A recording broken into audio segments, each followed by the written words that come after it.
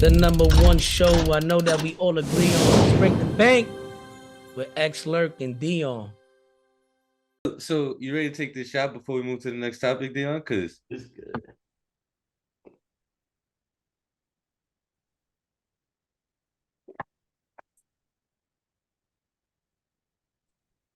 did y'all see that Mayor Adams announced that New York City is suing Facebook, Instagram, TikTok, Snapchat, and YouTube, and blaming them on the youth mental health crisis in the city?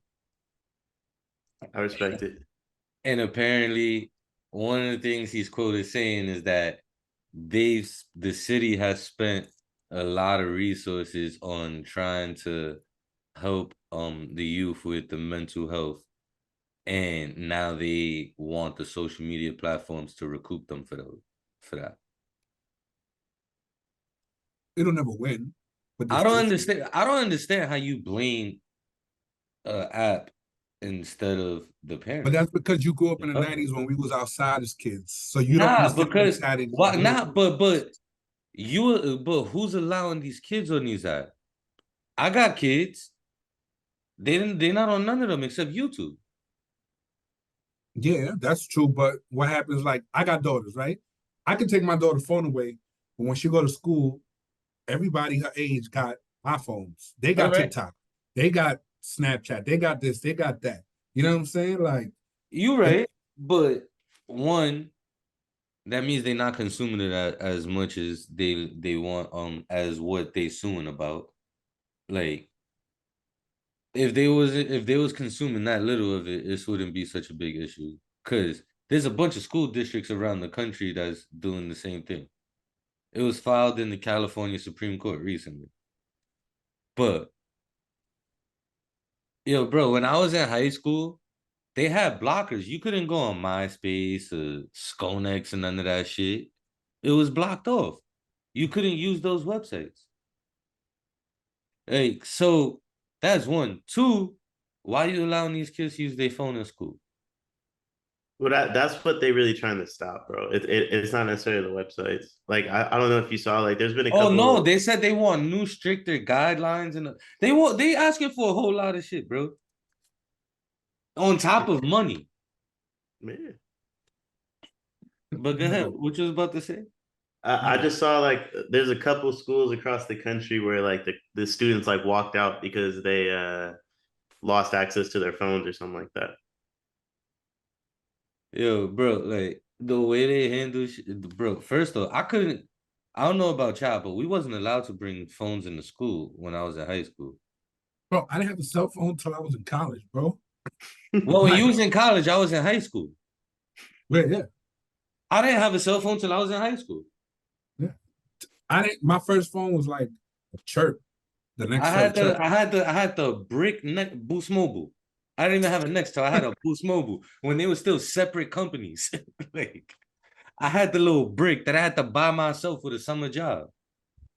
That my mom got when she saw that I had it. But like, I don't want to oversay for that. But if we're gonna talk about it, right? And like our generation always like, yo, this new generation is fucked up. And it's like, okay. But then I think back, like, all right, what was I doing at that age? Bro, I was 10, 11 years old outside. Like, we was going in groups of 10, 15 to the movie theaters to rob dudes for their fitteds and their shoes. What are 15, 10-year-olds and 12-year-olds going to do with one pair of kicks? No one knows, but it was fun. That's what we did. That was the Bronx back then, though. Yeah, but there was nothing else to do. And so I think it's like, well, was the shit I was doing healthier than the shit these kids are doing? I mean, a lot of them are shooting now instead. Huh? A lot of them are shooting now instead. But why is that now? Back in our days, like, it was just fights every day. You know what I'm saying? Like, we had the public school across the street. I went to Catholic school for elementary school. Every day on the way out, it was probably a fight because that's just what it was. You know what I'm saying?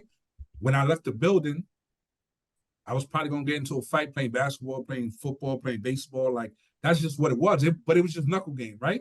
I knew I couldn't leave the crib if I wasn't prepared to fight. First of all, I was fat. I had big-ass glasses. I was going to get clowned. So it was either you defend yourself or you stay in the house. And I was like, I love playing sports too much to stay in the crib, but fuck it, I'm gonna take these bitches off, and it is what it is, right? But is that healthier than what these kids are doing now? And I look at it like me as a parent. I was outside at 10 years old. I just leave the crib and go do whatever. I wouldn't let my 10-year-olds fucking go to the basketball court in subdivision. You know what I'm saying? So it's like, again, was the shit I was doing better than what these kids are doing? No, it's just a different version. The difference is that a lot of lessons we have to kind of go out and learn in person, and these kids learn those lessons virtually. So we're like, well, why? How could they care so much about these? Because that's the access that they have. You know what I'm saying? Like that's all they got. I'm not letting my kids just leave the crib at 12 years old and be like, yo, I see you whenever you pull up at midnight on a school night. Like, nah. Yeah, but I also your think kids also ain't on social media all day, are they? My kids? Yeah. Yeah. But see, the thing, But see, as a parent, I'm different. all right, Because but look, whether you real quick, whether now you allow your kids to be on social media. yeah. Now, you're not gonna sit here and blame the social media platform if they start getting depressed over what they're seeing on social media, are you? No. but like, is it? Go ahead, dear. I was gonna say, is it not the same as like people that went through trauma as a child from being outside, seeing a bunch of things, and now that's why they're depressed? Is it not the same thing? Like, Yeah. I get like it is. I get like it's different, like it's a different viewpoint. Like I definitely can understand, like, yo, it's crazy to think like you saw something firsthand and that gives you the same reaction this kid is receiving from seeing something virtually. I get that thought process, but this is a different generation of kids. Like, I also think they see more than we think in person too. I don't know. But I hit that's not my problem. I understand and I agree with that. My issue is why are you mad at the people that run the platform instead of talking to these people in their life that have control over the amount of consumption that they get on the internet and what they consume on the internet. Now, hold on. I'm gonna explain it. And it's the same reasoning for both. Why was it a lot of us know? Let's say your dad was in the crib, your mom was working. Why was you in the streets with no supervision? Because your mom was probably at work, right? So there was nobody there to be like, yo, come home for dinner, do this. So you was by yourself, so you was out in the street. If right now you a single mother and you working, you ain't got the time to be sitting there educating your kid on the dangers of social media. And a lot of times the quickest way to babysit these kids is to put a tablet in front of them. You know what I'm saying? So put parental controls on it. So the thing is, there was nobody there to guide us when we were younger. And a lot of these parents don't have the time to guide their kids because they don't even understand. Like they could be looking at the tablet and they don't even know what their kid is doing. They don't know what the TikToks and the Snapchats and all that shit is. That shit is foreign to them. So they can't educate them on something that they don't truly know. You understand what I'm saying? That's all it is. Now, me, I let my daughters on social media for one reason. I realized that the one thing about my upbringing growing up in the Bronx was that once I got to like college and an adult, I had seen and experienced so much that the shit that was really breaking some people that were my age was nothing to me because I already knew how to move in certain situations. So my whole thing is like, look, I could try to shield my daughters from everything in the world, but when they leave my house and they go to school, whatever group of friends they got is gonna influence them more than me. And I just want them to know, hey, look, this is what's out there. It's an ugly fucking world out there, but I'm gonna show you how to navigate these things that you're gonna encounter. And so people be like, yo, you let your daughters watch this, or you let your daughters listen to that? Yeah, they've heard the word fuck. I'm not gonna act like the word fuck is the worst thing in the planet, but they know you cannot say that word. This is why, because it's a sign of respect, et cetera, et cetera. This is how you're supposed to act in certain situations.